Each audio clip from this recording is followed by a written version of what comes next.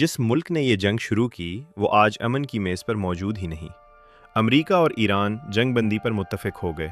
Switzerland में मुज़ाकरात हुए। Washington में इसराइल और लबनान के दरमियान नया फ्रेमवर्क तय पाया। पाकिस्तान ने भी सालिसी में अहम किरदार अदा किया। लेकिन एक सवाल बाकी है, इसराइल कहाँ है? वही इसराइल जिसने इस जंग का आगाज़ किया, ईरान पर हमले किए, ईरानी तनसीबात को निशाना बनाया और आज भी जनूबी लबनान में कार्रवाइयाँ जारी रखे हुए हैं। फ़ज़ाई हमले भी जारी हैं, जबकि वज़ीर आज़म नेतन्याहू का कहना है कि उनके फ़ौजियों के हाथ किसी ने नहीं बांधे। अगर जंग शुरू करने वाला फ़रीक मुज़ाकरात की मेज़ पर मौजूद ही नहीं, तो क्या वाकई जंग ख़त्म हो गई है या सिर्फ वक्ती वक्फ़ा आया है? 4 महीनों में बहुत कुछ बदल गया।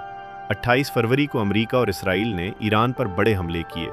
जौहरी मराकज़ को निशाना बनाया गया और सुप्रीम लीडर ख़ामेनाई कत्ल हुए। ईरान ने जवाब में आबनाए हुर्मुज़ बंद कर दी, जहां से दुनिया के तकरीबन 20% तेल की तरसील होती है। तेल की कीमतें बढ़ गईं और आलमी सप्लाई मुतासर हुई। अप्रैल में पाकिस्तान की सालिसी से जंगबंदी हुई, लेकिन बार बार टूटती और बहाल होती रही।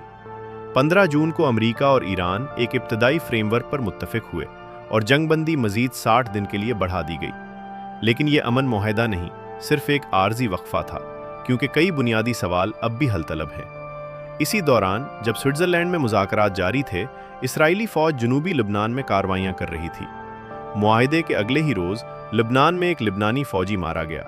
फिर अमरीकी इंटेलिजेंस रिपोर्ट्स में इंकशाफ हुआ कि इसराइली खुफिया एजेंसियाँ इन अमरीकी मुज़ाकरातकारों की निगरानी कर रही थीं, जो ईरान के साथ मुआहदे पर काम कर रहे थे। इसराइल ने इस इल्ज़ाम की तरदीद की, लेकिन वाशिंगटन और तेल अवीव के दरमियान इख्तलाफात नुमायां हो गए। ट्रंप ने भी नेतन्याहू पर तनकीद करते हुए कहा कि हर हमले के जवाब में पूरी इमारत गिराना ज़रूरी नहीं, लेकिन नेतन्याहू अपने मौक़िफ़ पर कायम रहे। अब लिबनान की सूरत हाल देखिए। वाशिंगटन में अमरीकी वज़ीर ख़ारजा मार्को रूबियो की मौजूदगी में इसराइल और लिबनान के सफ़ीरों ने एक फ्रेमवर्क पर दस्तखत किए। रूबियो ने इसे आगाज़ का आगाज़ करार दिया, लेकिन ईरान का मुतालबा था कि इसराइल जनूबी लिबनान से फ़ौरी, मुकम्मल और गैर मशरूत इनखला करे। इसराइल ने ऐसा मुआहदा किया जिसके मुताबिक वो उस वक्त तक जनूबी लिबनान में मौजूद रहेगा जब तक हिज़्बुल्लाह मुसल्लह है। यानी ईरान इनखला चाहता है, इसराइल रहना चाहता है, जबकि हिज़्बुल्लाह मुज़ाकरात में शामिल ही नहीं थी। हिज़्बुल्लाह के एक रुकन पार्लियामेंट ने खबरदार किया कि अगर लिबनानी फ़ौज ने यह मुआहदा नाफिज करने की कोशिश की तो खाना जंगी हो सकती है। यानी ईरान, इसराइल और हिज़्बुल्लाह तीनों अलग मौक़िफ़ रखते हैं, जबकि लिबनान के पास इस मुआहदे को नाफिज करने की ताकत भी नहीं। अब आबनाए हुर्मुज़ की तरफ आते हैं। ईरानी पासदाराने इनकलाब के ड्रोन्स ने सिंगापुर के झंडे वाले एक माल बरदार जहाज़ को निशाना बनाया। एक ड्रोन जहाज़ से टकराया, जबकि 3 ड्रोन अमेरिका ने फ़ज़ा में ही तबाह कर दिए। अगले रोज़ ट्रंप ने इसे जंगबंदी की खिलाफ वर्जी करार दिया। इसके बाद अमरीकी फ़ज़ाइया ने ईरान में मिसाइल और ड्रोन मराकज़ पर हमले किए। यानी जंगबंदी के सिर्फ 11 दिन बाद दोनों ममालिक दोबारा एक दूसरे पर हमले कर रहे थे। अमरीकी नायब सदर विनस ने कहा कि इख्तलाफ हो तो फ़ोन करें, लेकिन तशद्दुद का जवाब तशद्दुद से दिया जाएगा। अब बात पैसे की। अमेरिका ने ईरान के 24 अरब डॉलर मुंजमद कर रखे हैं। ईरान कहता है पहले हमारा पैसा वापस करें, फिर मुस्तकिल मुआहदा होगा। अमेरिका कहता है रकम मिल सकती है, लेकिन सिर्फ अमरीकी गंदम, मक्की और सोयाबीन खरीदने के लिए। ईरान ने यह शर्त मुस्तरद कर दी।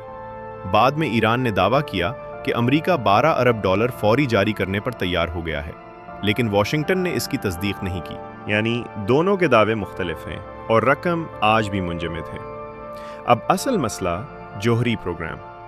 ईरान 60% तक यूरेनियम अफजूदा कर रहा था और उसके पास 400 किलोग्राम से ज़्यादा ज़ख़ीरा मौजूद था।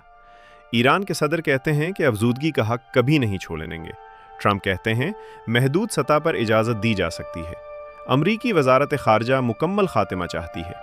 IAEA मायनाकारों की रसाई की बात करती है, जबकि ईरान कहता है कि उसने कोई नई शर्त कबूल नहीं की। यानी जिस मसले ने इस जंग को जन्म दिया वो आज भी अपनी जगह मौजूद है। अब पाकिस्तान की बात। अप्रैल में इस्लामाबाद ने पहली जंगबंदी में अहम किरदार अदा किया। पाकिस्तान एयरफोर्स ने ईरानी वफ्द को महफूज परवाज़ फराहम की। जून में वज़ीर आज़म शहबाज शरीफ और field marshal Asim Munir Switzerland गए। वीनस ने आसिम मुनीर का नाम लेकर उनके किरदार की तारीफ़ की।